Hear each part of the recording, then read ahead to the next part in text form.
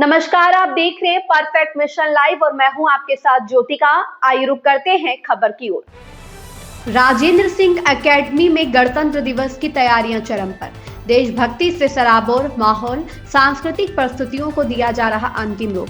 जनपद प्रयागराज में आगामी गणतंत्र दिवस को लेकर नगर पंचायत सिरसा स्थित राजेंद्र सिंह एकेडमी में देशभक्ति का उत्साह अपने चरम पर है। विद्यालय परिसर में इन दिनों जोरदार तैयारियां चल रही हैं, जहां छात्र छात्राएं शिक्षक शिक्षिकाओं के मार्गदर्शन में सांस्कृतिक कार्यक्रमों को अंतिम रूप देने में जुटे हैं। प्रबंधक श्याम कृष्ण यादव उर्फ पप्पू ने कहा कि गणतंत्र दिवस संविधान, लोकतंत्र और राष्ट्रीय एकता का प्रतीक है। इसी भावना को बच्चों में आत्मसात कराने के उद्देश्य से विविध कार्यक्रम तैयार कराए जा रहे हैं।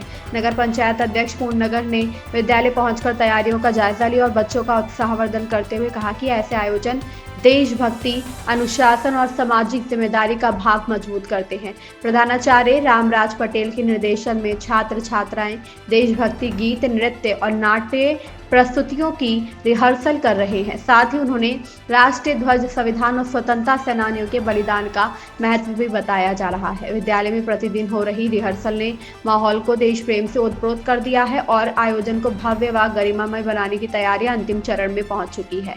देखिए जनपद प्रयागराज से सतीश चंद्र की एक खास रिपोर्ट। अभी हम राजेंद्र सिंह एकेडमी सिरसा में मौजूद हैं। आपको बता दें कि एक तरफ जहां नववर्ष चल रहा है और तमाम जो स्कूल की छुट्टियों पूरी हो गई, बच्चे स्कूल में आने स्टार्ट कर दिए। हमारे साथ राजेंद्र सिंह एकेडमी के प्रिंसिपल सर हमारे साथ हैं। सर, सबसे पहले तो बच्चों को आप किस तरीके से दिशा निर्देशित करते हैं? देखिए, हर बच्चे में अपनी एक अलग अलग स्पेसिफिकेशंस होता है।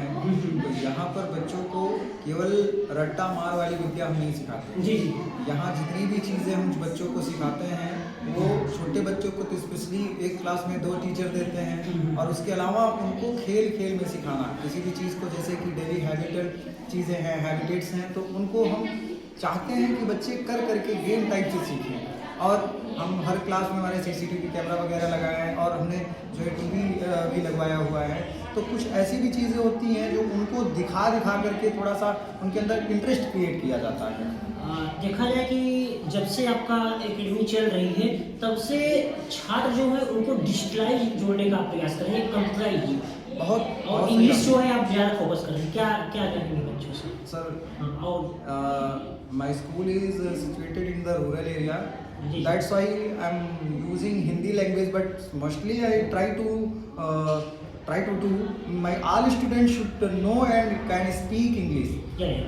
But you have to understand, sometimes I have to use Hindi because their mother language is Hindi. वो अपनी जिस मातृभाषा में जो सीख लेंगे वो हम हिंदी यानी इंग्लिश में अगर हम उसको सिखाएंगे तो वो नहीं सीख पाता है। तो बात ये है कि हमको इंग्लिश को भी प्रमोट करना है, लेकिन पहले तो उस बच्चे को उसी की भाषा में सिखाया जाए ताकि पढ़ाई के प्रति उसका इंटरेस्ट क्रिएट हो। फिर उसके बाद हम भाषा की तरफ बढ़ेंगे। भाषा तो हम बहुत अच्छा सिखा रहे हैं, जो हमारा एजुकेशन है वो एक नेक्स्ट लेवल का है। आप कंपैरिजन कर लीजिए, किसी भी बच्चे से पूछ लीजिए, इवन हमारे जो प्राइमरी क्लास का पहला क्लास है नर्सरी, वो बच्चे आपको इंग्लिश में अपना इंट्रोडक्शन देंगे, फ्रूट नेम, फ्लावर नेम, वो सारी चीज़ें बताएंगे।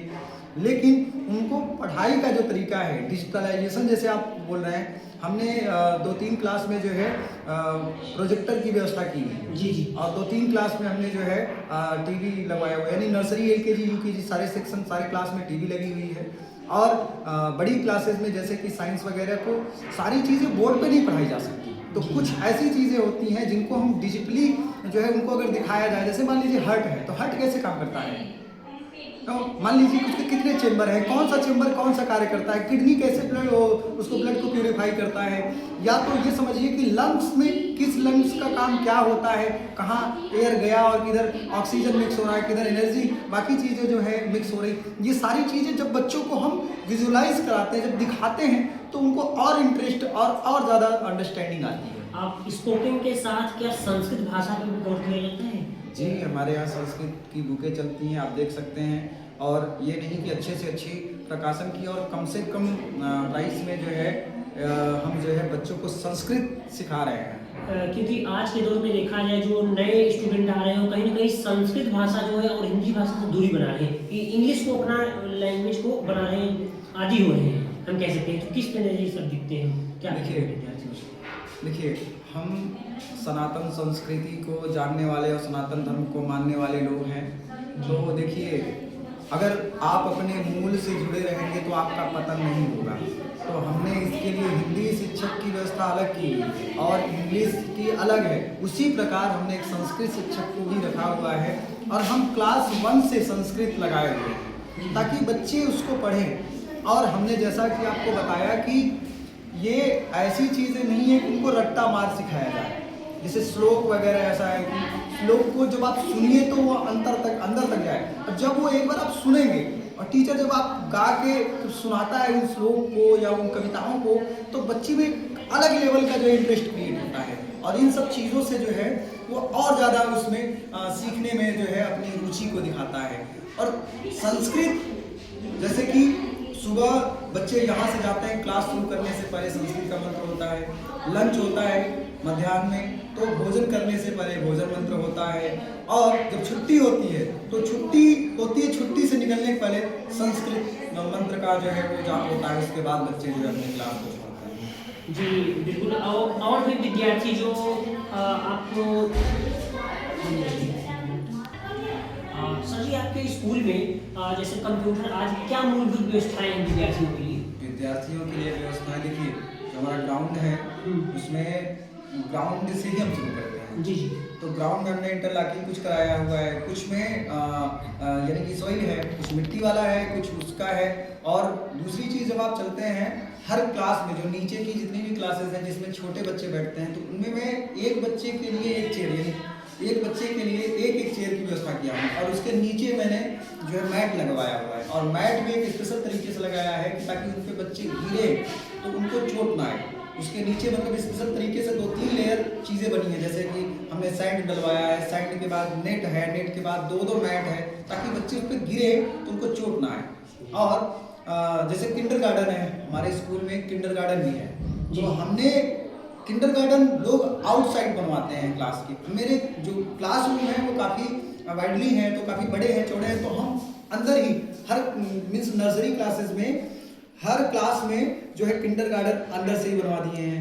और हर क्लास में प्री प्राइमरी में हर क्लास में टीवी लगवाया हुआ है। और उसके अलावा हमारे यहाँ जो है कंप्यूटर लैब की भी व्यवस्था है। कंप्यूटर लैब की भी व्यवस्था है, लाइब्रेरी भी हमारी ऑलरेडी तैयार है जिसमें बच्चे जा रहे हैं। और बाकी आप समझिए कि गर्ल्स के लिए अलग टॉयलेट है, और ये नहीं कि केवल एक है, गर्ल्स के लिए 3 या 4 2 इधर नीचे हैं और 2 जो है फर्स्ट फ्लोर पर है, यानी ग्राउंड फ्लोर पे 2 हैं और 2 उधर ऊपर फर्स्ट फ्लोर पे है। इसी तरीके से टॉयलेट बच्चों के लिए, बॉयज़ के लिए यूरिनल अलग है, बाकी जिसमें डोमेस्टिक है वो अलग है। तो नीचे और ऊपर दोनों तल पर हमने जो है अपना जो है इन सब चीज़ों को मूलभूत जो व्यवस्थाएं होती हैं उनको हमने पूरी तरीके से दिया हुआ है। आपका परिचय? सर मेरा नाम रामराज पटेल है। मैं राजेंद्र सिंह एकेडमी में प्रिंसिपल के पद पर अपने कार्य को कर रहा हूँ पिछले 1 अप्रैल से। और इस खबर में बस इतना ही। बने रहिए परफेक्ट मिशन लाइव के साथ।